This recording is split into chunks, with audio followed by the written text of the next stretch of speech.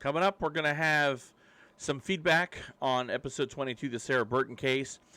We're also going to announce what's coming up for episode 23 and another case that not only are we going to follow, but we will be profiling here in the coming weeks. So stay tuned. Here we go.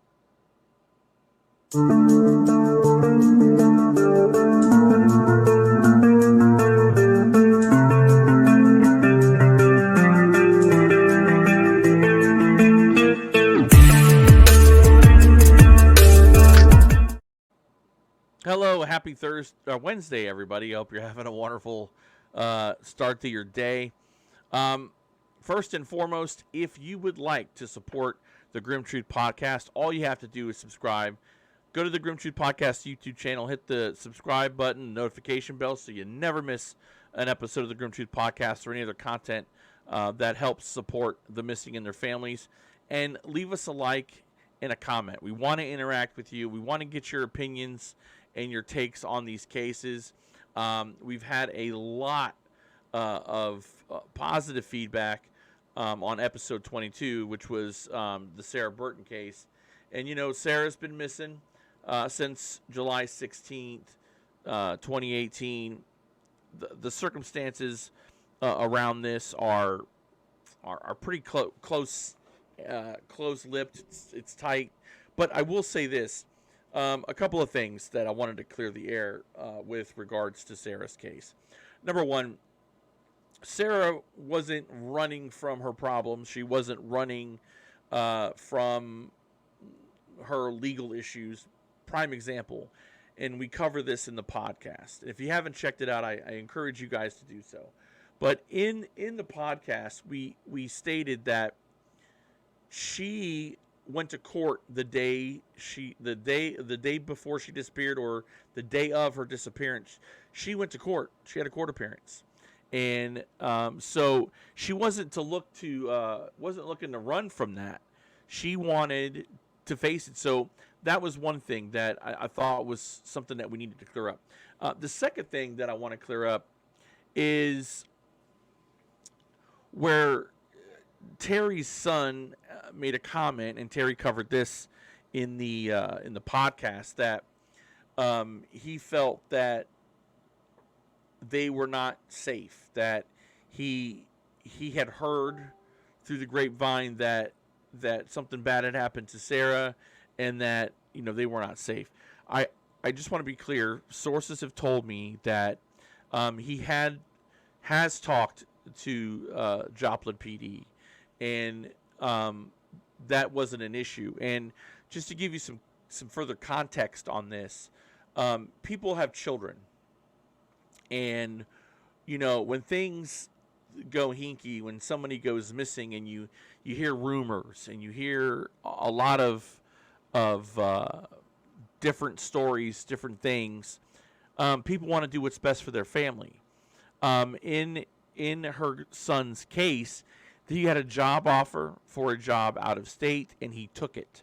So there were a couple of there was one comment that and I appreciate all the comments. We want comments, but I just wanted to address this because he took a job out of state, not to run because he did something wrong or there's something hinky there. That was a decision he made to get he was more worried for his mom than anything else. So I wanted to clear that up. I think it's important. And, we might not have covered that contextually. We might not have, and I should have done that. It's something that would fall on me. But at no time, is he someone that needs to be looked at. He has spoken to the police early on in the investigation. This is from sources, and at the end of the day, I just wanted to put that out there. It's very important, and a lot of times we will sit there, even if I'm watching a podcast, or recently I was watching a documentary on the Scott Peterson trial and Lacey Peterson's murder that happened back in 2002, Christmas Eve 2002. And there were a lot of things that the media fed. They fed into this narrative that, and I'm not saying Scott Peterson was found guilty, but here's the thing: perception, right? If you look at the Scott Peterson case, where Lacey went missing, and they found her deceased, but there was a narrative that Scott didn't have any emotion, and he was this playboy, and he was having an affair. But the other thing too is there was a break-in across the street from the Peterson home, and that was just they ruled them out, and Scott was ultimately arrested and found guilty. But there's a lot of perception that people felt that Scott wasn't hiding or wasn't hiding because he did something wrong. He was hiding because he was having an affair. So there's a perception thing, and I thought that was just a little caveat to that. So, but I want to thank everybody for watching the Sarah Burton case, episode 22. It's important to note that these cases need this attention, and we need the comments that people are leaving. Listen, we don't have to agree on everything, right? What we can agree on is that the missing matter and that they need to be found. And I love people interacting with the commentary. It's important, and I think we need to continue doing that. And I look forward doing that down the road as we continue to go on here. So this week on Monday on episode 23, we are going to profile. We spoke about it yesterday. Sandy Bennett from West Plains, Missouri. Again, this West Plains, Missouri is no stranger to missing persons cases. The same detective that's working the Ira Briscoe and Lyman Little case is also working this one. And so suffice it to say that there's an issue down here in this part of the country, and it's something that obviously needs to be addressed, and we've looked into this. We are going to be profiling this case here on Monday, and we're going to need your help, not only to for people to share this, but if anybody knows anything about these cases, we can get you to the people that need to hear the information. I always say that if you know something about a case, you can remain anonymous, and you can. But at the end of the day, families like Sarah Burton's family and Sandy Bennett here, they need leads. They need to know where their missing loved one is. And at the end of the day, it's going to be somebody that either watches these videos or listens to the podcast, watches the podcast, or sees a flyer. Somebody knows something. I believe that in my bones that somebody always has something that they've heard or they know. And listen, as long as law enforcement checks it out and rules it out, that ultimately is the goal. Now, mind you, a lot of times this doesn't happen because law enforcement gets detracted because they believe that, this person has a criminal history, so they're probably just running. Or this person has an addiction problem, they're just out looking to score, they moved on. And obviously, this is not the way these cases need to be looked at. But it's something that it's one of those stigmas that suck so bad that we tend to law enforcement tends to just step away. In a case that we're also working on that they've done that is going to be that of Steven Keith Roberson. Now he likes to be called Keith. His nickname is Dirty. He went missing in September of, I believe it was 2018. Yes, September 5th, 2018, at the age of 26.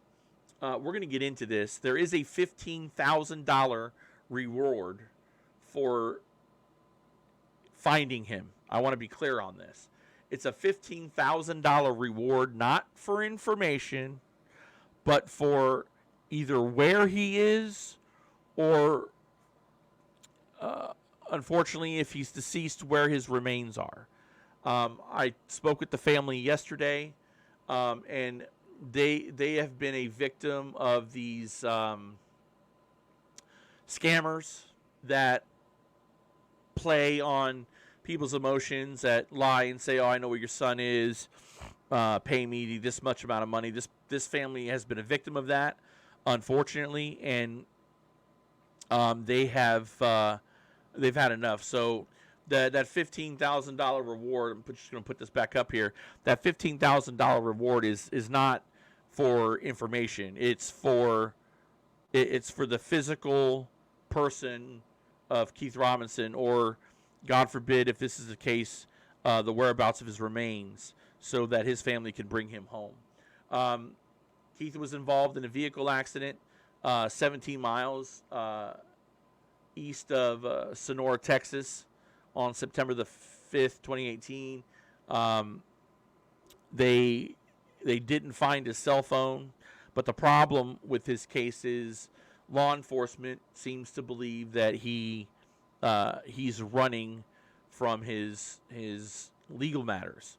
Having spoken to the family, I can tell you that this doesn't seem to be the case here. And just to give you a little background, Keith had some problems with the law. You know, we don't judge. He's missing. He needs to be found. End of discussion. But Keith was on probation for something, and he didn't want it hanging over his head. So he manned up and he served the rest of his time, got out, started working, was working in the oil industry. He was a dedicated employee. He always went to work. So this whole narrative that he was running from the law, I think, is complete BS. And because, you know, he didn't want probation and stuff hanging over his head, so he said, screw it, let's just get it over with, and he did the time. So again, this doesn't seem like that's what happened here, and this is a case that we are currently looking into and we will be covering in the coming weeks. And I just want to let you guys know that. I also want to thank the wonderful people at the East Texas, the Missing East Texas 8. Their group does a lot of good in the Texas area. They never turn down a family. With Karen, Teresa, and Alyssa, they do a wonderful job there, and I want to appreciate them for giving me the opportunity to profile this case. And I love being a part of their team. And they're a great organization. They do wonderful things. They care about these families that, I guess, you know, for lack of a better term, that the rest of society just throws them away. They don't get the attention that all these other cases do, because obviously they don't bring up ratings. But so again, subscribe to the channel if you haven't done so already. We're going to be giving some stuff away, and we want to hit 700 subscribers by the end of the month. Here it is, the 13th. I'm telling you, this year is just really gone as quick as can be. We'd like to get 700 subscribers by the end of the month, 1,000 by the end of the year. I think as we move forward, we've had tremendous response from the Sarah Burton case. Again, thank you so much for listening and watching.